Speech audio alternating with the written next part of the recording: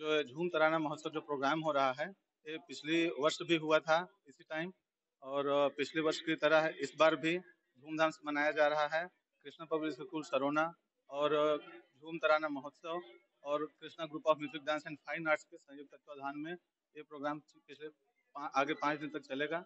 और इसमें 1200 से 1300 बच्चे पार्टिसिपेट किए हैं, जिसमें अलग अलग विधा के हैं, अलग अलग एज कैटेगरी के हैं, जिसमें उन लोग को 6 लाख तक प्राइज मनी मिलेगा। तो यहाँ पे कम से कम सरकार को भी एक पार्टिसिपेट करना चाहिए, सरकार को भी थोड़ा इनिशिएट लेना चाहिए, जिससे कि बच्चे जो सरकारी स्कूल के बच्चे हैं, प्राइवेट बच्चे तो यहाँ पे आए ही हैं, सरकारी बच्चे जो स्कूल में पढ़ रहे हैं उनको भी यहाँ पे थोड़ा प्रमोट करना चाहिए। बच्चे आएंगे, थोड़ा उनका भी जो बच्चे पढ़ने में कम ठीक हैं, कम से कम डांस में, फाइन आर्ट्स में थोड़ा आगे आएंगे, जिससे छत्तीसगढ़ का भविष्य और उज्जवल होगा। मुझे 4 इयर्स हो गए हैं और मेरा नाम वर्षा साठी है और मैं आर कृष्णा राव सर के पास डांस सीखती हूँ फोर्थ फोर्थ स्टैंडर्ड से।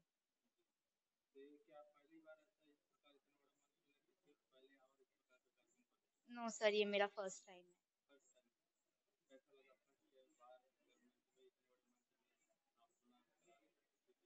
थोड़ा सा डर लग रहा है बट फिर भी मैं अपना अच्छा परफॉर्मेंस।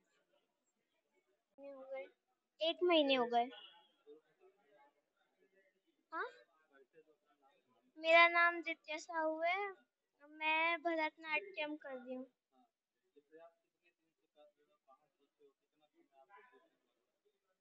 मुझे 1 महीना लगा है सीखने में और मैं नृत्य थी कला क्षेत्र से हूँ।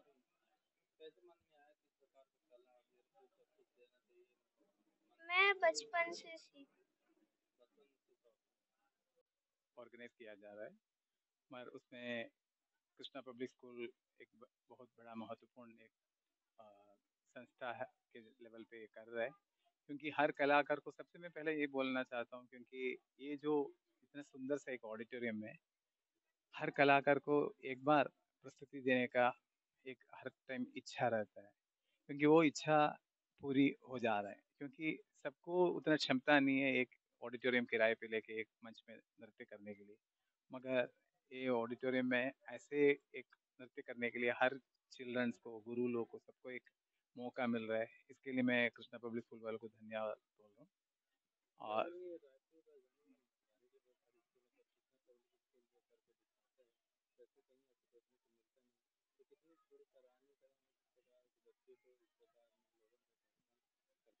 क्योंकि कृष्णा पब्लिक स्कूल के जितना ब्रांचेस हो, इवन भिलाई में हो, रायपुर में हो, उन लोग जो काम कर रहे हैं ये बाकी सब स्कूल से हट के काम कर रहे हैं। इसके लिए मैं बहुत उनको विशेष और कंग्रेचुलेशन बोल रहा हूँ। क्योंकि स्कूल माने सिर्फ पढ़ाई से एक बच्चे का ना डेवलपमेंट नहीं होता है। एक बच्चे का, एक चाइल्ड का डेवलपमेंट कल्चर और पढ़ाई के साथ साथ उतना इम्पोर्टेंस अपना भारतीय संस्कृति को जानने के लिए भी देना चाहिए। क्योंकि एक नृत्य करना या भारतीय संगीत सीखना माने अपना संस्कृति को समझने के इक्वल है। क्योंकि हम लोग जो आई एम डांसर डांसर हम लोग भरतनाट्यम का जो संस्कृति पढ़ने के टाइम पूरा भारत को हम लोग पढ़ा जाता है। भारत का संस्कृत से लेके पूरा मिथोलॉजिकल एस्पेक्ट से लेके सब पढ़ा जाता है। क्योंकि कृष्णा पब्लिक स्कूल वाला उसके लिए, उनके लिए डिप्लोमा कोर्सेज भी ऑर्गेनाइज कर रहा है इंदिरा कला संगीत विश्वविद्यालय के माध्यम से। तो ये बहुत बड़े एक लेवल का काम कर रहा है। मैं मैं बोल रहा हूँ, बाकी कोई स्कूल इसके लिए आगे नहीं आ रहा हूँ। मैं डॉक्टर जी रतीश बाबू, भरतनाट्यम और कुचिपुड़ी का परफॉर्मर हूँ। मैं भिलाई से हूँ। श्री गुरुभ्यो नमः।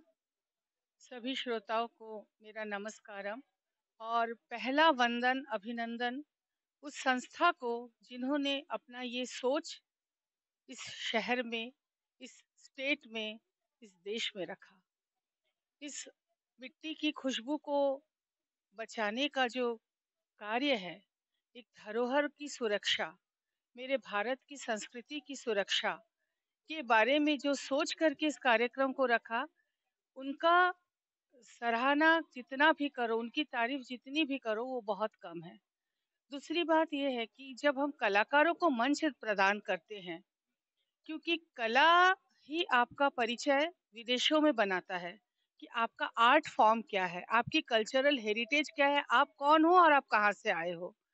तो इसका जो संरक्षण का काम करता है, वैसे संस्था को झूम तराना केपीएस सरोना को मैं बहुत तहे दिल से धन्यवाद कहती हूँ कि इन्होंने ये सोच को हमारे बीच रखा और हमें हमारे बच्चों को एक खूबसूरत सा मंच प्रदान किया।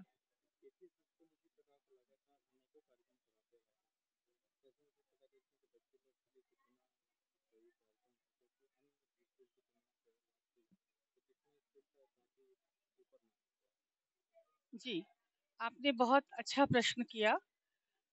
देखिए, केपीएस स्कूल इसके नाम में ही देखिए ना, ऐश्वर्य एक स्वरूप बना हुआ है, कृष्णा पब्लिक स्कूल। और आज जन्माष्टमी का दिन भी है इत्तेफाक से। तो आप सोचिए कि जहाँ पे बच्चों के मन में एक ऐश्वरिक शक्ति भरी जाती है, जहाँ पे ये समझाया जाता है कि हम ईश्वर से ही, ईश्वर के ही अंश है। तो इससे अच्छा सोच और इससे अच्छा मंच और कहाँ मिल सकता है बच्चों को।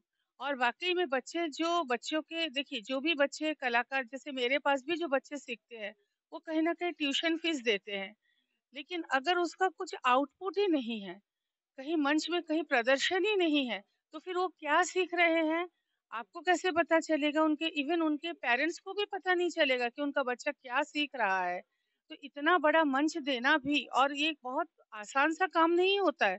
महीनों तक इस पे कई लोगों का मेहनत होता है, तब जाकर के एक इतना बड़ा मंच बच्चों को मिल पाता है। तो इससे सराहनीय कार्य तो कुछ हो ही नहीं सकता। और जो धरोहर का संरक्षण कर रहा है, जो कल्चरल हेरिटेज को बचाने की कोशिश कर रहे हैं, उनको तो मैं नतमस्तक होकर प्रणाम कहती भारतीय संस्कृति और कला और विरासत को संजोने के उद्देश्य से यह कार्यक्रम किया गया है। और ये कार्यक्रम करने के पीछे जो उद्देश्य है वो समाज को जागृत करने का, प्रकृति से जोड़ने का कार्य है। जो हमारे राष्ट्र संत हुए हैं, जो हमारे देवता लोग हैं, उनके द्वारा जो संदेश दिया गया है, उनको कला के माध्यम से बच्चों के द्वारा जो प्रस्तुति की जा रही है, वो एक बहुत जीवंत उसका उदाहरण है। और वो जो दिख रहा है वही वास्तविकता है। और इसकी जितनी भी सेवा की जाए उतनी कम है। ये ईश्वर ने अवसर दिया है हमको कि इस का प्रतिभागी बने और हम इसको आयोजन करें।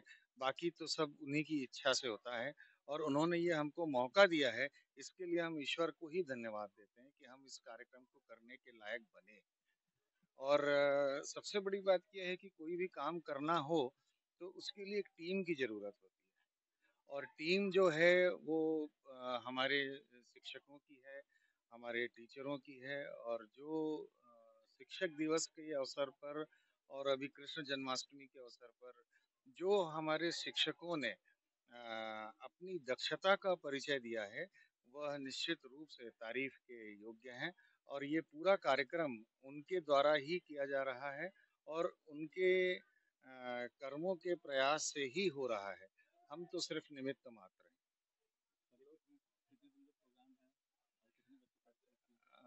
देखिए, ये 4 दिन का वो कार्यक्रम है जिसमें नृत्य, भारतीय पाश्चात्य कला को छोड़कर सुगम संगीत, शास्त्रीय नृत्य, भरतनाट्यम, कुचिपुड़ी, ओडिसी, इसका अलग-अलग आयु वर्ग में काम हो रहा है। और कुल 3 आयु वर्ग में काम है। और हमारा ये प्रयास है कि इससे जुड़े हुए लोगों को अधिक से अधिक प्रोत्साहित कर सकें। इस वर्ष हम कोशिश ये कर रहे हैं कि कुल पुरस्कृत जो हैं कलाकार हैं, उनको 6 लाख रुपए का नगद पुरस्कार हम सब मिला के हम दे सकें। और ऐसा कोई भी गुरु है जो इस कला को जीवित रखने का प्रयास कर रहा है, उनका भी हम सम्मान करें, क्योंकि यही वो कला है जो भारत को विश्व गुरु बनाने में सार्थक होगी। केवल हम विश्व गुरु की बात करने से ऐसा मुझे नहीं लगता कि ऐसा हो सकता है। लेकिन जो भारतीय राष्ट्रीय परंपरा है और जो संस्कृति है, उसकी सेवा, प्रकृति की सेवा करने का उद्देश्य यदि हम लेकर चलते हैं, तो निश्चित रूप से भारत जो है राष्ट्र गुरु बनेगा। और इसका प्रमाण भी हम देख रहे हैं कि अमेरिका की उपराष्ट्रपति जो हैं वो भारतीय हैं, ब्रिटेन के जो प्रधानमंत्री हैं वो भी भारतीय हैं।